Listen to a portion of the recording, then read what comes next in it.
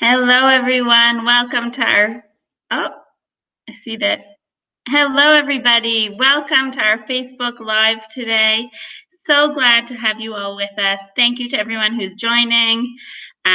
Please tell us where you're joining us from. What's the weather like there? Different parts of the world. I see we have Wisconsin and Minnesota, Arizona, Paris, Italy, England, Northern California, really all over. So please let us know where you are tuning in from today. We're so glad to see all of you. New year. This is our second Facebook Live of the new year of 2021.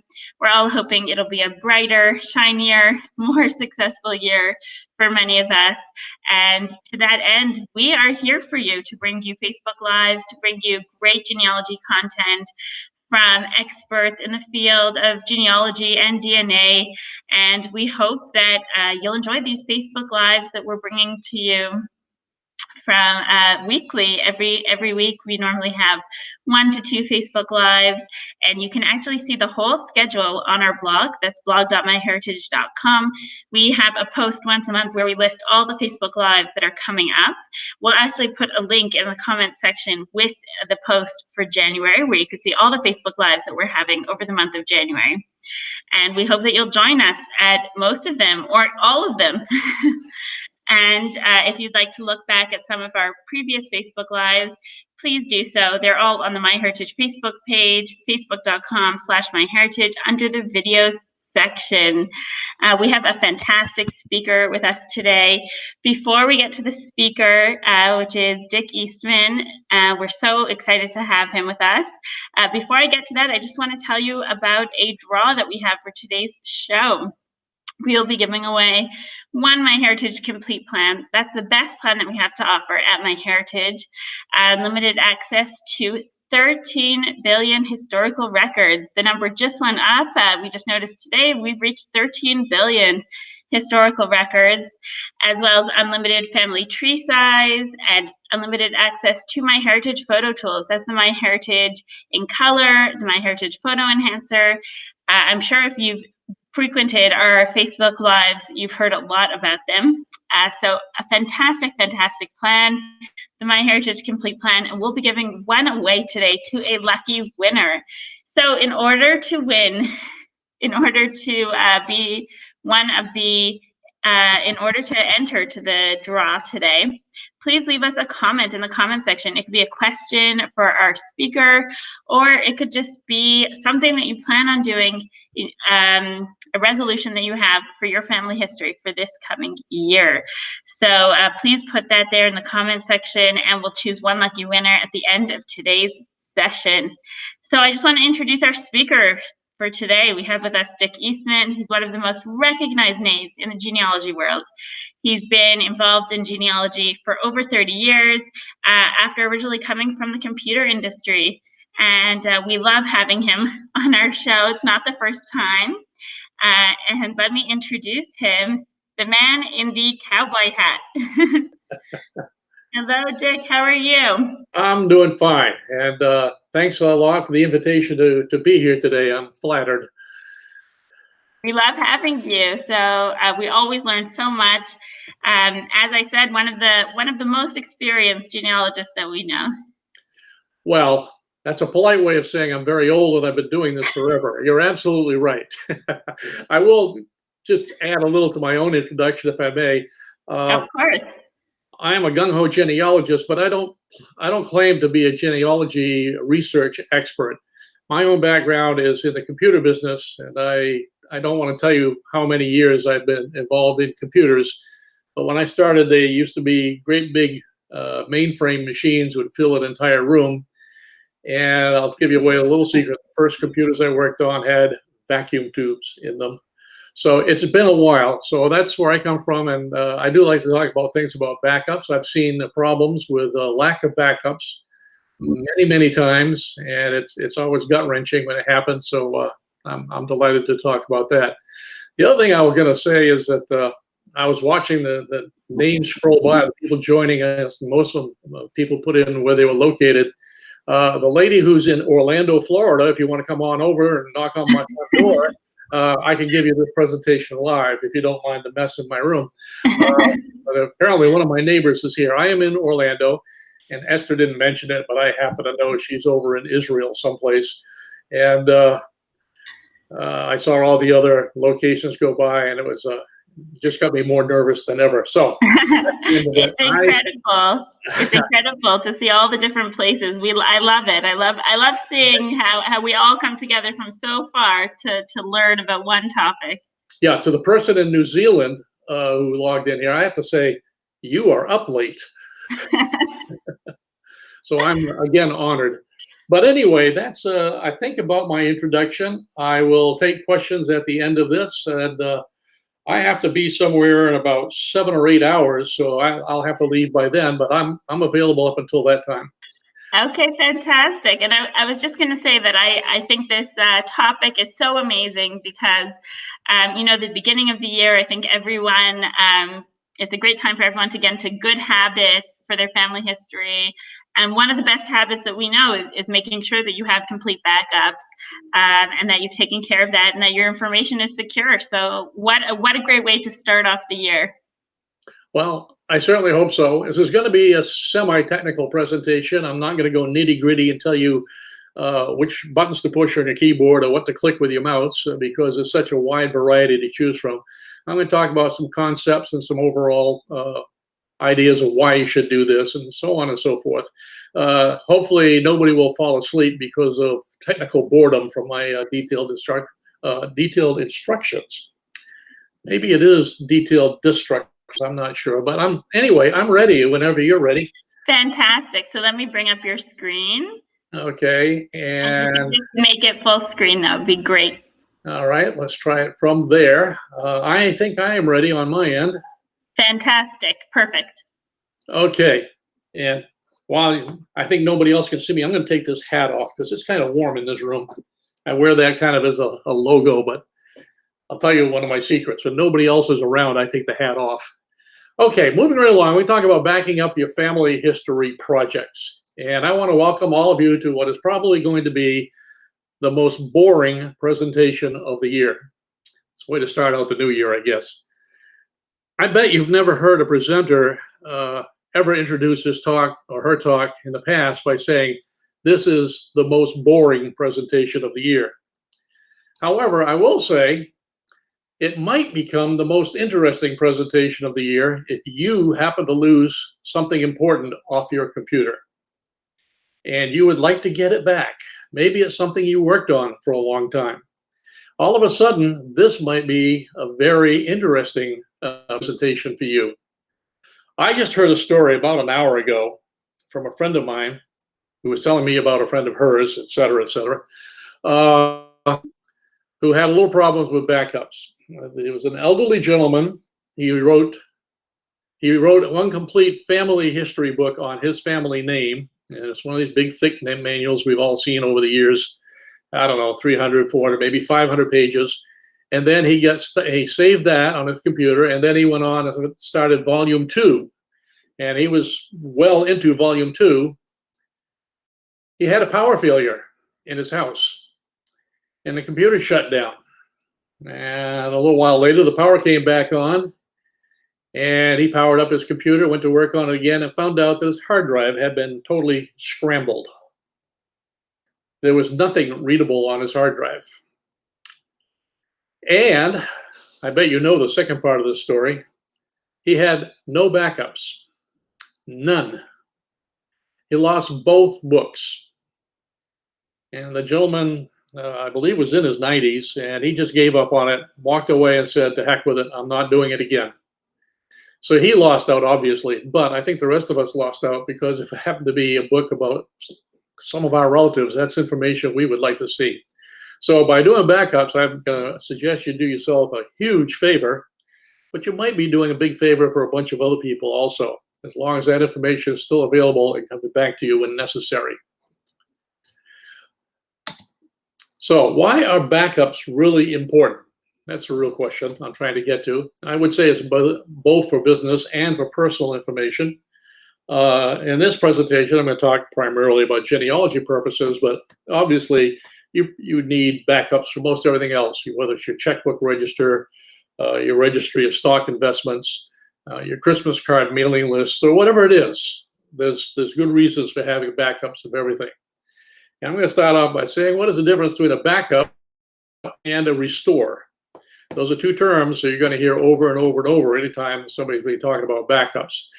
In reality, restore may be the more important word. But anyway, here's the backup. And I got this definition from dictionary.com. It says a backup is a person, a plan, or a device kept in reserve to serve as a substitute if needed. Indeed, in my mind, what we're talking about today is a backup is a plan and possibly a device that you want to be keeping in reserve to serve as a substitute should you really need it. The word restore, coming from the same dictionary.com, has a definition that says to bring back to a former, original, or normal condition, such as a building, a statue, or painting. Well, that's what it said in the dictionary, but I would add in also, as it would refer to a bunch of information. In this case, probably your genealogy database, but in different situations, it could be something else. Here is perhaps what I believe is one of the most important statements of this presentation. Making backups is important, but making restores are critical. If you make backups every day or every 20 minutes or whatever, that's important. It's a good thing to do, and you want to make sure you're doing it. But after a failure, if you cannot do a restore, you are in trouble. Now, I'm going to say that's why restores are critical. We'll talk a little bit about that here in a few minutes. But the remainder of this presentation is going to be divided into two parts. First of all, I'm going to talk about genealogy software. That is the genealogy program that perhaps you have installed in your computer. Then I'm going to talk about a lot of other genealogy-related materials, and I'm going to postpone that discussion for about 5 minutes. I'll get to that, what I mean by genealogy-related materials. So let's take genealogy software. And this is typically a program that you loaded into your computer, Windows, Macintosh, iPad, whatever. And you keep your own database in your own computer. That's the way we all did it a very few years ago. But nowadays, of course, the movement is to the web. And in fact, even this particular screenshot was taken from a website some of you may have heard of called myheritage.com. And it shows my record on there and some of my ancestors. And I just realized I gave away my age, so I'll just move right on beyond that. Luckily, most of the genealogy software available today includes built-in calls to perform backups. Now, what I mean by that is that most genealogy software that's available has a way you can click on the mouse on something, or you can type in a command or something like that, and it will kick off a backup. It really simplifies the whole process. And a lot of these programs, when you have the program running and you maybe added some new information to it, and then you go to log off that program and stop using it, quite often there'll be a window that will pop up and it'll say something similar to, you changed some information. Would you like to make a backup right now?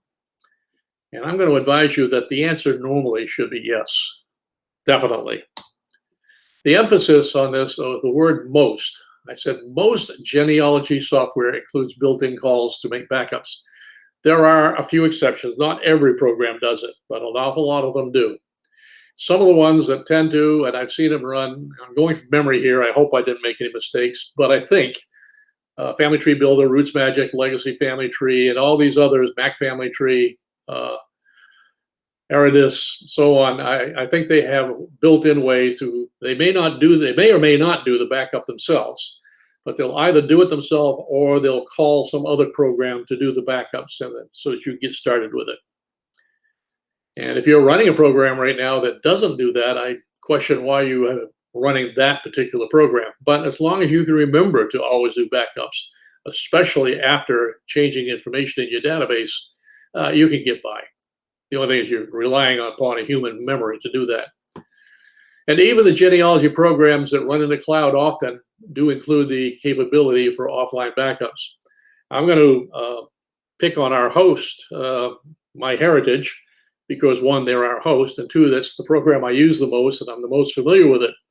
And there are two options there. Every once in a while, you get an email message from MyHeritage saying, we have made a backup. That's at the system level, and it's not something available to you and me. It's done at the entire system. But they have backed up your genealogy information. The other option that's in there that you can use either option or both, and I do use this a lot, is at any time you can make a backup that will kick off into a, I'm going to back out of that slide for a moment. You can kick off a backup and it will create a GEDCOM file. I'll talk more about GEDCOM here in a moment. Okay, let's go forward. That's in the case of in the cloud. Now, I don't know if everybody's familiar with the phrase cloud, but the cloud is where the central data and the program and some other information may be kept in one central location or a bunch of central locations. When I say central location, that actually may be distributed. Part of it might be in Salt Lake City, another part might be in Iowa, another part of it might be in Bangladesh, and even more in, I don't know, Israel. And that's what's shown in this slide in this, what looks like a cloud in the middle, where it says application, platform, infrastructure. Those are things that reside elsewhere. They're not in your home. Well, maybe in my home, but most people do not have that part of it in their home. Most of the people that I am concerned with right now are out in other locations, in their homes, in their office, riding on the shuttle bus to the office or whatever, and they're using a variety of desktop, laptop, tablet computers, maybe even their cell phone, and a few people may have servers in their own home. That's a little less common, but it does happen. And but what we're seeing here on this slide, what looks like the cloud in the center of the slide, represents more or less what is located elsewhere. Now, where is it located? Who knows? You don't care. I don't care. The location is not important. But the content, you see that? That's very important. It will reside out there. Monitoring it, your identity, so you can log in with your username and password, all the computing power, the network access, all that is located elsewhere. That's a definition of something that is in the cloud. What I really like, because I travel quite a bit, and I'm even so ridiculous as to have two homes. I have a summer home up north, and I have a winter home here in Orlando, where we don't get much ice and snow. And I happen to have a computer in both places, desktop, and I happen to have a tablet computer and a cell phone, and I can be off at a genealogy conference in Salt Lake City, and I still have access to all of my genealogy data. I don't have to carry it with me in a book or anything like that, because everything resides in the cloud. So that's my definition of the cloud. There are people who believe that anything that is in the cloud does not need to be backed up. And I'm going to say, maybe. I wouldn't trust that. I always feel much better when I have my backups myself in my location where I can get to it. I also like the fact that the backup is available in the cloud, and I don't mind having a backup somewhere else. And if I have 4 or 5 or 6 copies of my backup, that's even better. And having them distributed in different locations is better. But if you believe that having your application and your data in the cloud means you don't have to back up, I want to have a longer conversation with you after this presentation. These programs that will back up, the ones that are in the cloud that will back up, typically will do either in GEDCOM format or in a format that is proprietary to that program. So that says, or in some cases, like I was just talking about with MyHeritage, it will do both as separate backups. So which method is better for you? I think there's only one answer: both. And you'll find out that I am a great proponent of having multiple backups, storing them in different locations. Now, let's talk a little bit about GEDCOM. And this is a conversation I could talk for about an hour and a half, but I won't. The dictionary definition of GEDCOM is it's an open de facto specification for exchanging genealogical data between different genealogy software. It's good for making a backup of what you have right now, because if your computer ever dies and you get it repaired and you put it back online, with GEDCOM, you can copy your data right back onto that computer.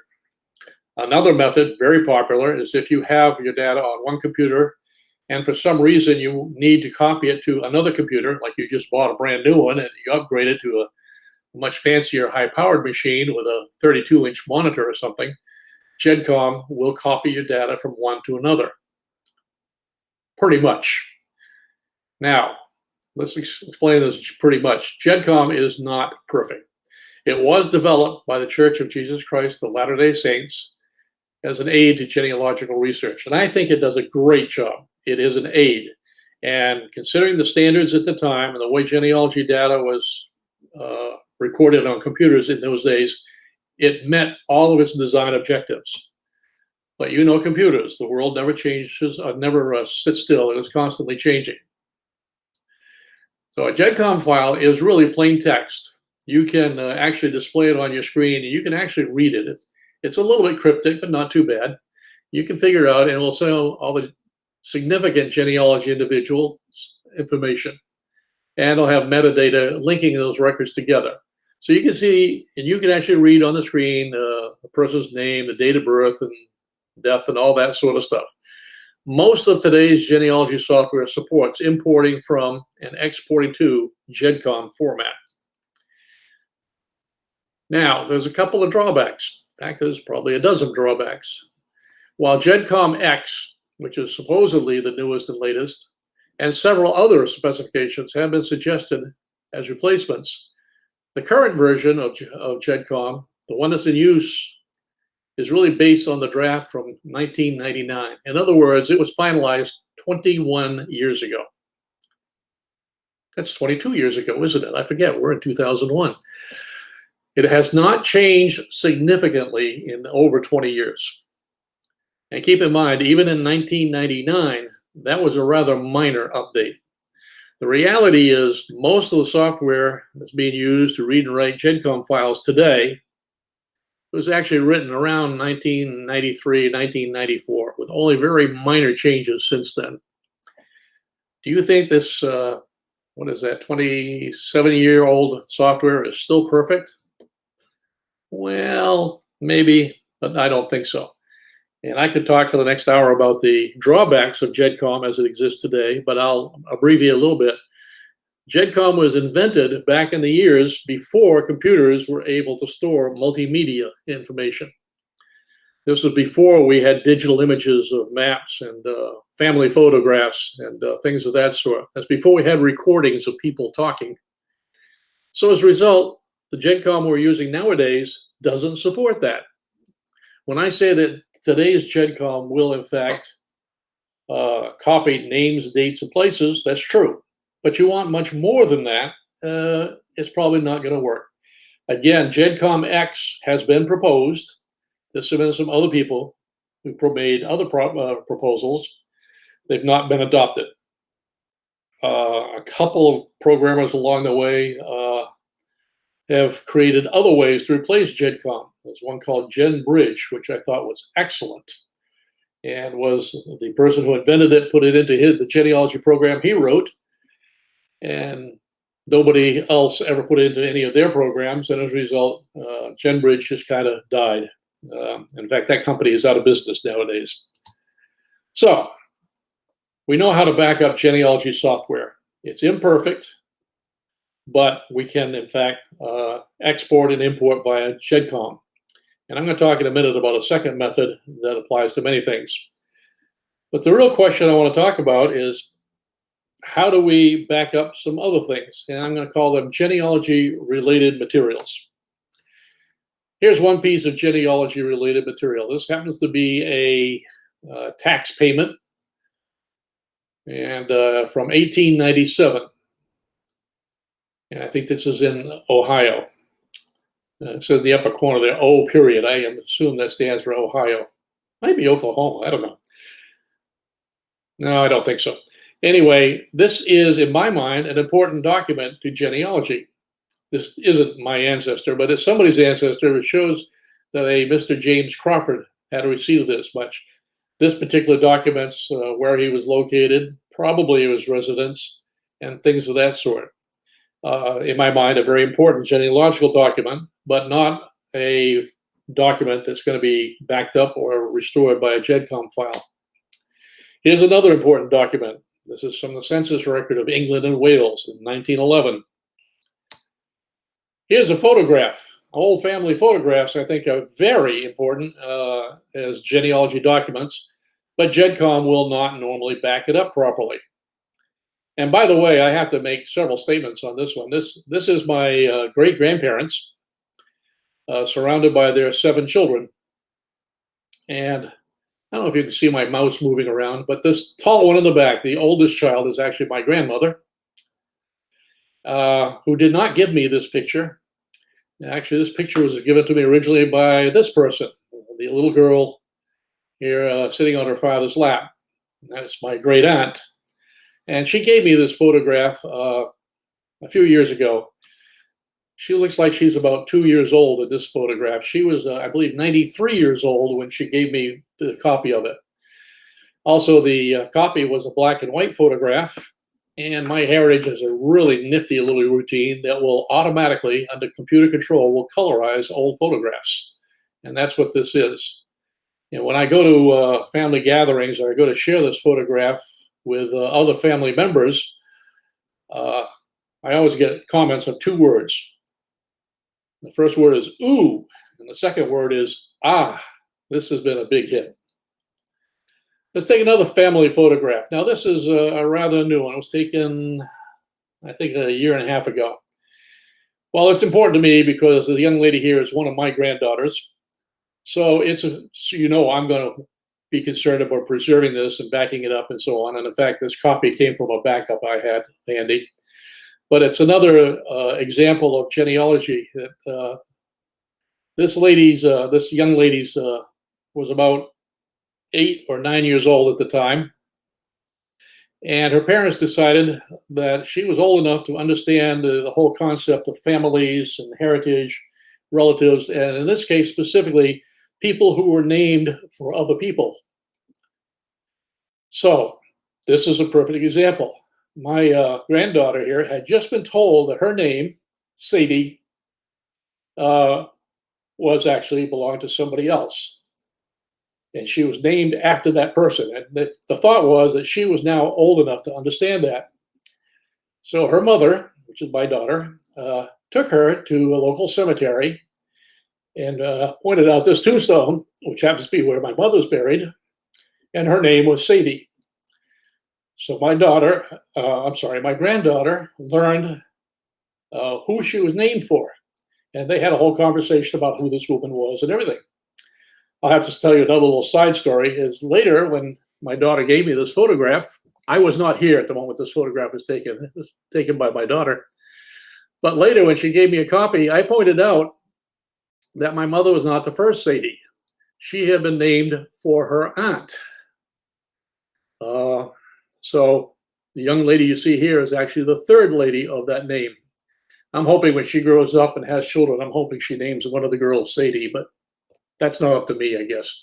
My bottom line thing is, while this is not an old photograph, I would consider this to be a very important genealogical photograph, and I want to make sure it's always backed up and, if necessary, restored whenever needed.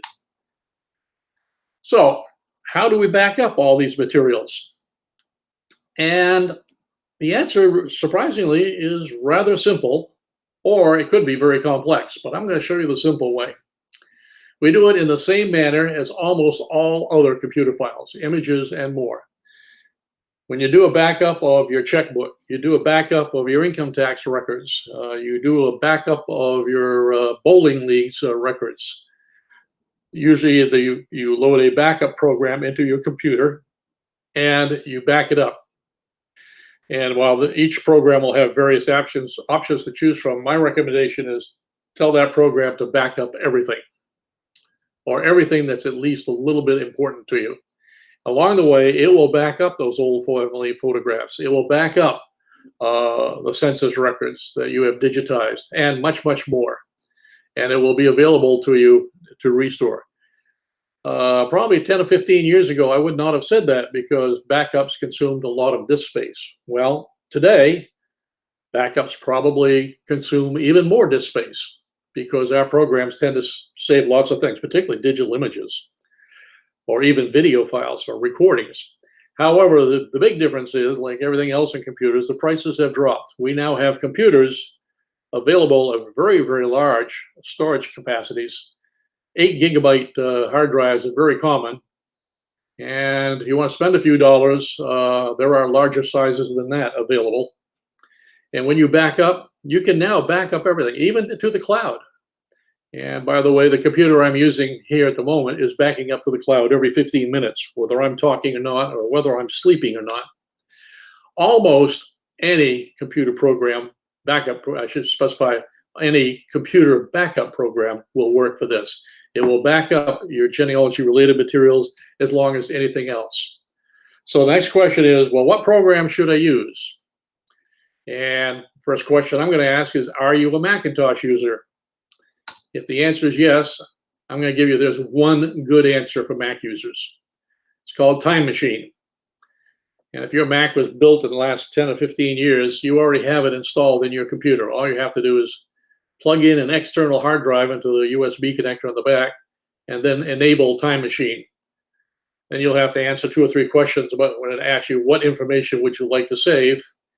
And from then on, everything's automatic. And it will back up.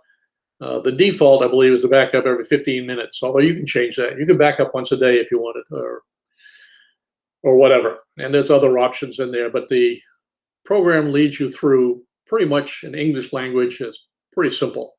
You don't need any technical skills to enable this. It's not the only backup program for Macintosh. There are others, but if you want to experiment, I'm going to tell you to experiment first with Time Machine. You already have it installed, and you might as well use it. It's going to cost you a hard drive, and it doesn't have to be one of the great big humongous hard drives. If you only want to back up a small amount of material, such as your genealogy materials, you can use a smaller hard drive. The exact amount is just depend upon how much information you want to back up. Okay, so much for Mac users. That was a simple answer. But are you a Windows user? Well, I'm sorry, but the answer is more complex. Some of these answers are very good. I have experience with the first 3 on the left column: Backblaze, Cloudberry, and Backup. I'm sorry, Cloudberry, Backup, and Google Drive. I'm going to tell you all 3 of those are very good. Google Drive is a little bit limited, but what it does a very good job. I was very happy with the use of all 3 of those when I was using a Windows machine. The other programs listed here, EaseUS, Acronis, iDrive, Minitool, Cobian, Paragon, Nova Backup, and there's probably about 10 or 15 more. But the ones that I listed here, I can tell you they all have good reputations. I will not tell you that I have used them, however. I have only used that first 3, and they, I guarantee, are very good. The others, I think, probably are very good. I cannot give you on these step-by-step instructions how to run them and what to type on the keyboard and so on, because each one is different. And as I say, many of them I haven't used, but I think you would not go wrong with any of these backup programs for Windows. Microsoft itself also, in recent years, has included a backup program with Windows. It has changed a lot over the years. Seems like every version of Windows comes out with a new backup program that is bigger, better, and does more than the previous version did. So, and they've even changed the name a few times. But in my opinion, all of them are a little bit, shall we say, rudimentary. And I know that Backblaze, Cloudberry Backup, and Google Drive is more sophisticated than any of the Microsoft backup products. And I suspect these other programs I have listed here do the same. I know they all have a very good reputation. If anybody wants, I can leave this slide up for a while later or something, or send it to you by email, and so you can have it, so you don't have to write them all down. Some of these programs will back up to local hard drives. Others will back up to your personal file space in the cloud. And I'm the kind of person who likes to wear a belt and suspenders at the same time, so I do both. This Mac that I'm using right now backs up to a hard drive that's sitting right beside the Mac, and it also backs up to several places in the cloud. I'll talk more about that in a minute. My point is, for Windows users, there are dozens of backup and restore programs to choose from. Next question is, how often should you back up? My answer is the more often, the better. And I think I mentioned a minute ago, I have Time Machine set to make new backups on all of my Mac computers. I say all of them. I happen to have a desktop system here I'm using at the moment. I have one in my northern home, and I have a Macintosh laptop that I travel with sometimes. All of them are set to make backups to the cloud every 15 minutes. And the two desktop machines are both also making backups to a local hard drive sitting beside the computer every 15 minutes. Do you have to do that? No. You do whatever schedule fits your needs. But I'm going to recommend you still do it often. I've heard too many copies, or too many people say, well, I lost this information. I got a backup? Yeah, I got a backup. I think I did it last month. Well, you know what they just lost, don't you? How many copies of a backup should you make? My answer is as many as you can. Make as many and then store them in different places. And I'm going to go through a little bit here what I do. Now, I am a backup fanatic. I've spent too many years repairing computers where there were not recent backups. I have learned from my experiences and from experiences of other people. I save backups to an external hard drive at home, plus to an external hard drive at a relative's home where I spend my summers. And they're connected together via the internet. That's a nice long story if you ever want to talk about how to connect two computers together when they're 1,000 miles apart. I'd be glad to talk about it, but I'll probably put you right to sleep. I also back up to two different file storage services in the cloud. One copy is here in the United States, and the other copy is in New Zealand. And occasionally, I back up to flash drives. I don't back up an entire hard drive to a flash drive, but I might back up something special. For instance, we're not on this, we can't switch instantly over to the camera, but I happen to have here in my hand a backup copy. Well, I said it was my hand, now I can't find it. Anyway, it's a backup of today's presentation. I had it with me just in case we had a last minute problem. I brought a backup copy. So if I had to find a copy, I still can't find it. That's interesting. But if I suddenly had a problem with this presentation as it exists on my desktop computer's hard drive, I am prepared. I just found the flash drive. Okay. I am prepared, and I could plug in the flash drive and do it from there. If that didn't work, I've got places on the cloud I can do it. I can do it from the local hard drive that's plugged into the back of the computer, et cetera, et cetera. I love flash drives. I have a bunch of them around here. I have to learn to label them what they all are. I didn't used to do that. And that turned out to be a problem when I got about 30 or 40 flash drives. But they're one of the handiest things I know. The only big drawback is they seem to fall out of my pocket occasionally. One of them will go missing, like this one just did for a minute. Anyway, that's my summation. That's the way to do backups, the method to do it. I strongly suggest that if you are making backups right now, that you figure out whether or not you need to make more of them, figure out whether or not you need to store them in different places. There are different locations subject to various problems that we all know about: forest fires, hurricanes, tornadoes, and the list goes on and on. In fact, I'll tell you, I was in Bend, Oregon, several years ago, and we're talking with a crowd, and it said something about making backups, and because you have various disasters, and I was trying to tell people, don't store your backups. Don't make one backup and store it right beside the computer, because sometimes you'll have things like burst water pipe, or you'll have a home fire or something of that sort that will destroy both your computer and the backup. And the people in the audience pointed out the window and said, or a volcano. And lo and behold, Mount St. Helens is right off in the distance. So yeah, I had to add that to to that particular. Was a different talk than this one, but I added that to the talk for the next time I gave one. You never know what's going to happen. I think the smaller disasters are probably more common. I think burst water pipes reduce a lot of things. I will tell you a quick story of a friend of mine who had all his family photographs. He had years and years. So the majority of them were photos he had taken over the years of his children and so on. But he had a few old family photographs taken by previous generations. And he put them in a big box in his basement. Basements are wonderful things we have up north. Those of you who live in the south don't know about those. Unfortunately, what he didn't realize that the box that was stored in was sitting up high, almost at the ceiling, just maybe 2 feet below the ceiling, right below a cold water pipe that was getting condensation all summer from the humidity and was dripping water. Now you can imagine it had been sitting there for a number of years, and water had been dripping on those photographs, drip, drip, drip, one at a time. And when he went back to retrieve something from it, all he had was a mass of goo. So if you want to take old photos, I don't know how you take old photos, but if you want to take photographs and store them, and store old photographs, I believe you should keep the originals, always, and you should store them somewhere. But do 2 things. One, make digital copyrights in case you end up with that's all you have. I mean, copies of it, not copyrights, but digital copies. And also store the originals. Give it some thought to where they're going to be stored.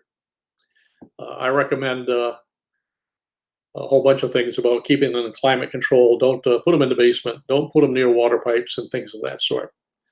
So that is pretty much my presentation. I will take questions, like I say, from now till 8 or 9 hours from now. But Esther, if you haven't fallen asleep yet, I'm going to leave this up for a moment, and then could you switch us back to a live camera?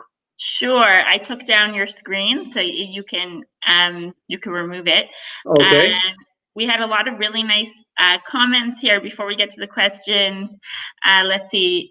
Dana wrote, so excited to hear from Mr. Eastman. Ritra said, excited about doing more research using MyHeritage tools for this year. So that's definitely a good resolution for this year.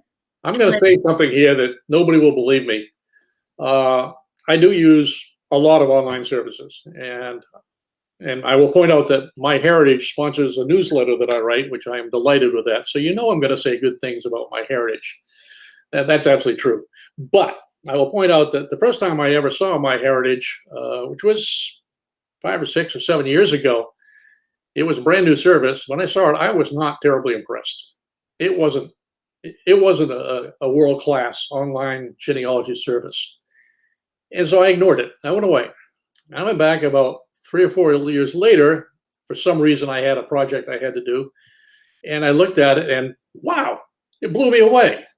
What they had done to that website in the years I was gone was fantastic. Now, and I admit I'm prejudiced. I'm in favor of it.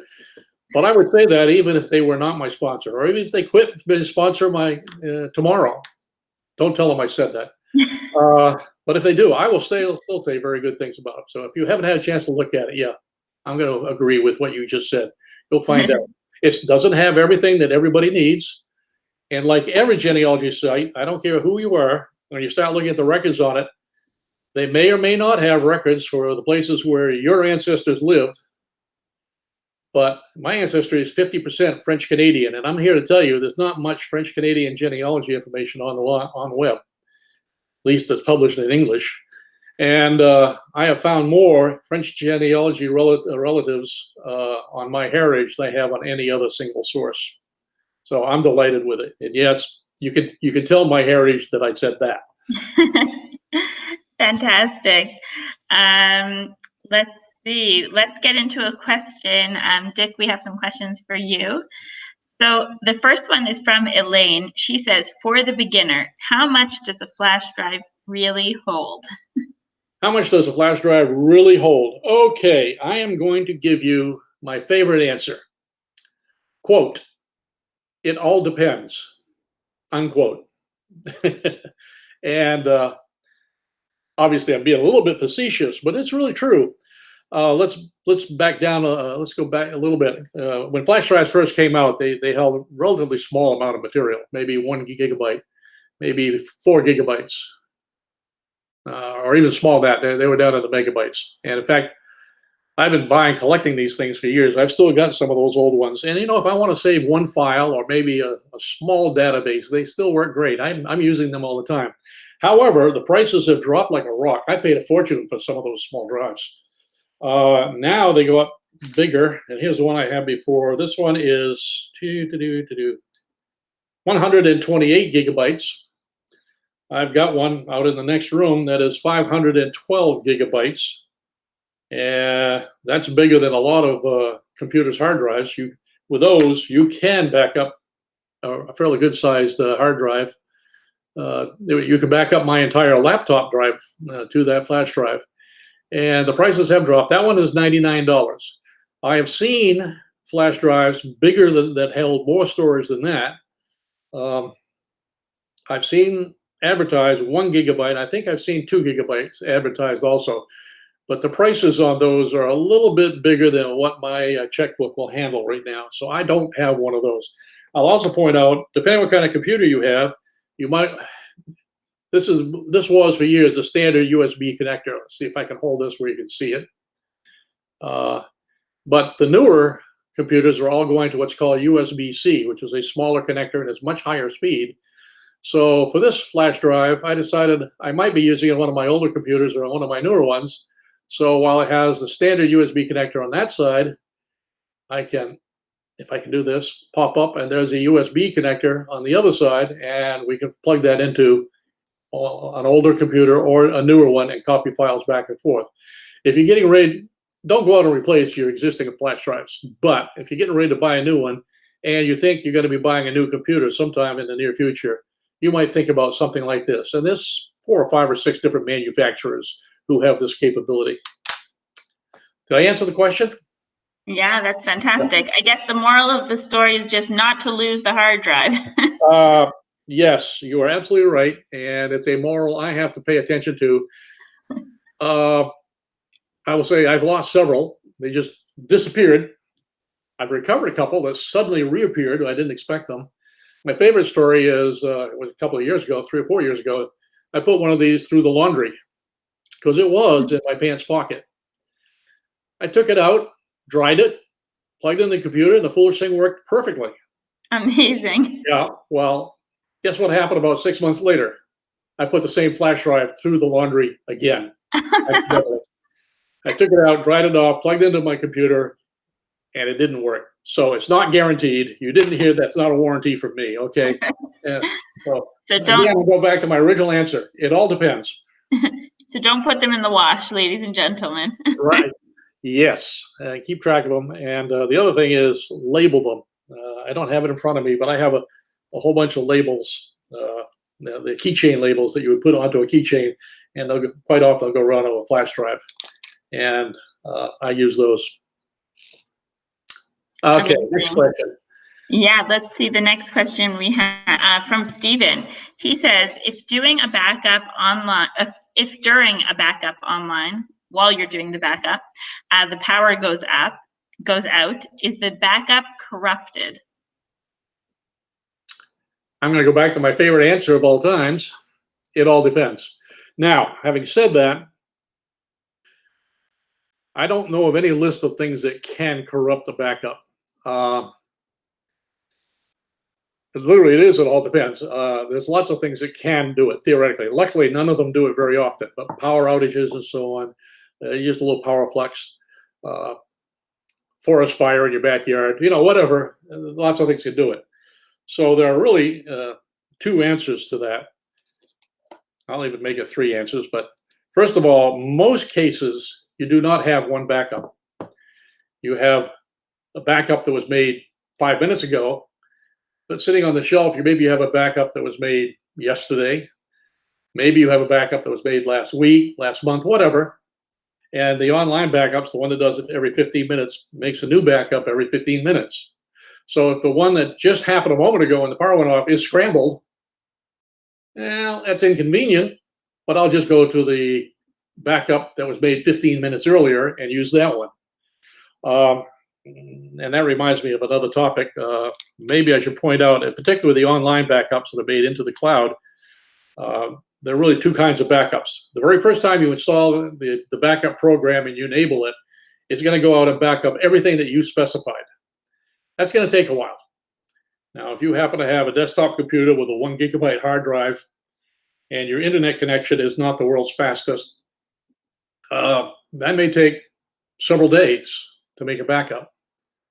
However, after that first one, that's called the initial backup. After the initial backup is made, after that, everyone is just going to be an incremental backup. Since it already has a copy of all your files that existed on the first day, if I can talk properly, there's no need to back those up again. The software in the backup program knows what they are and knows where they are. It will only back up the brand new files. In my case, when my computer is backing up every 15 minutes, it did the initial backup several years ago, and now every 15 minutes it wakes up. It does an incremental backup that normally takes 2 seconds or 5 seconds. Maybe if I've really been writing a new article for my newsletter, it might take 10 seconds, and that's it.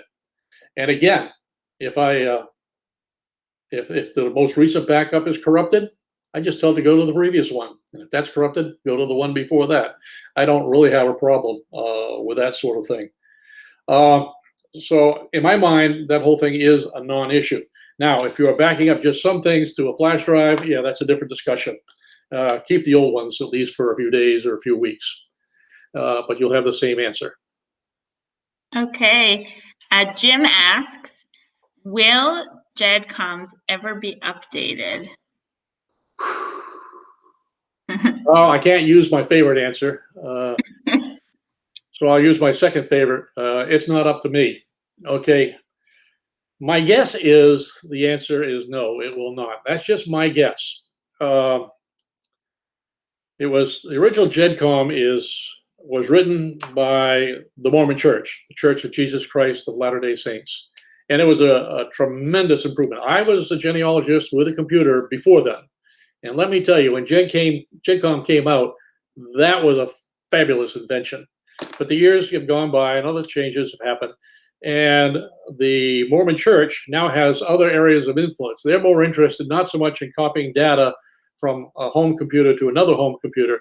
They're more interested in copying from a home computer to their big databases that they have in the cloud and they maintain somewhere. In fact, I do know where 2 of them are located. So there is not much emphasis in their arena to create a new or updated GEDCOM. That's my opinion. That's not a fact. That's my opinion. I don't hear them talking about it. I don't read anything new about it. So I don't think there's much work going onto it. Will it ever be updated someday? The only answer I have there is I don't know. It's certainly possible. Okay. Linda asks, what about Google Docs? Is that a backup option? I would not use Google Doc because if you have Google Doc, you also have Google Drive. Okay, now let's back up just a little bit. I said we're going to cover 2 kinds of backups. So a genealogy software, such as having Family Tree Builder, Family Tree Maker, Roots Magic, something like that. I would think Google Docs would be a poor choice. That just isn't going to work. But using the other emphasis of the Google Drive, I think it would work well. Also, if you are writing all your things in Google Drive, I'm sorry, I'm going to confuse myself here. If you're storing all your stuff in Google Docs and you're pasting your digital images into a Google Doc document, then I think it would be a very good backup. Absolutely. But again, I'll go back to what I said before. I don't make one backup. I don't make one kind of backup.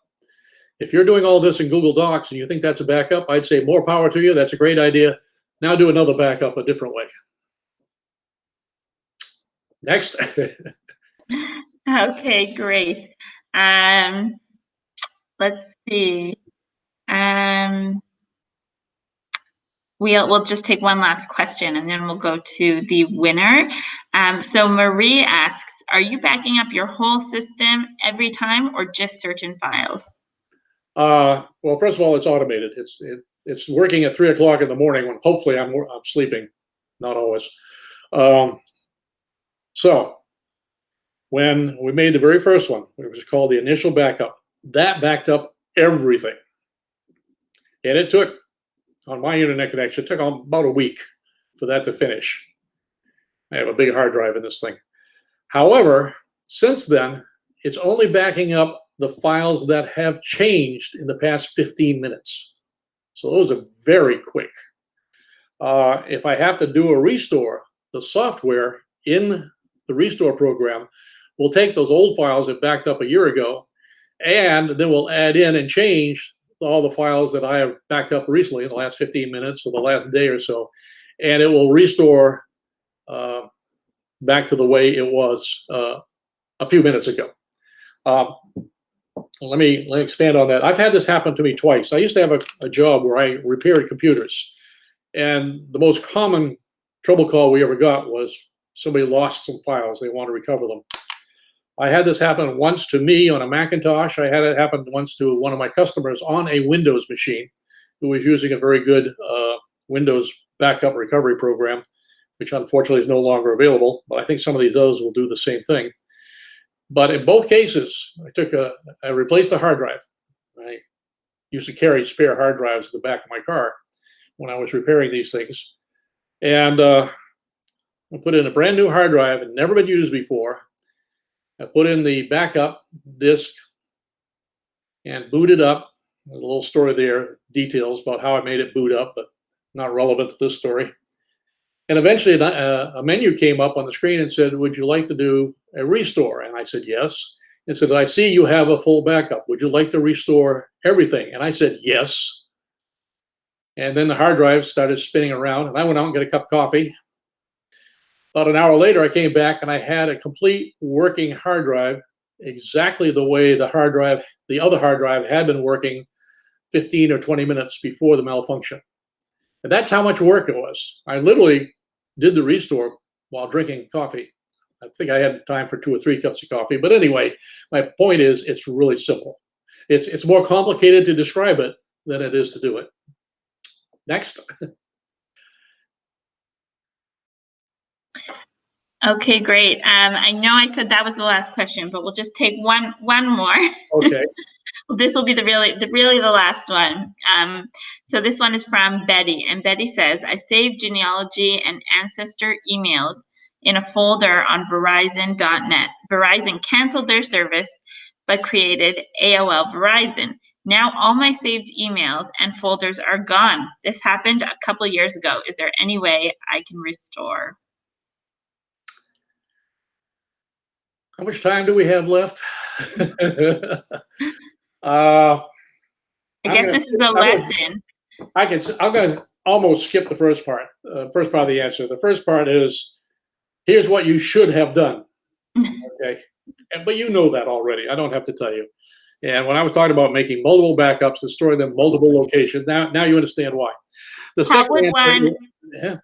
Sorry, Dick. How would one back up their emails? What would they have 2 separate email service providers and then send all the emails from one to the other? You either have to get them from your email provider, who may or may not be receptive to doing that. The other thing is I save all of my email messages to my hard drive, with the exception I don't save anything that's spam, and I don't save any of the advertising messages that say, oh, we got a special discount this weekend. I don't save those. But anything that's genealogy related, I guarantee I save anything that has to do with my ancestry. And a lot of other things, business things and so on, I save to my hard drive. Now, when I do that general purpose backup, or it happens every 15 minutes at 3 o'clock in the morning or whatever, it backs up those things that are saved. The backup is going to save everything that's, if you tell it to, it will save everything that's on your hard drive.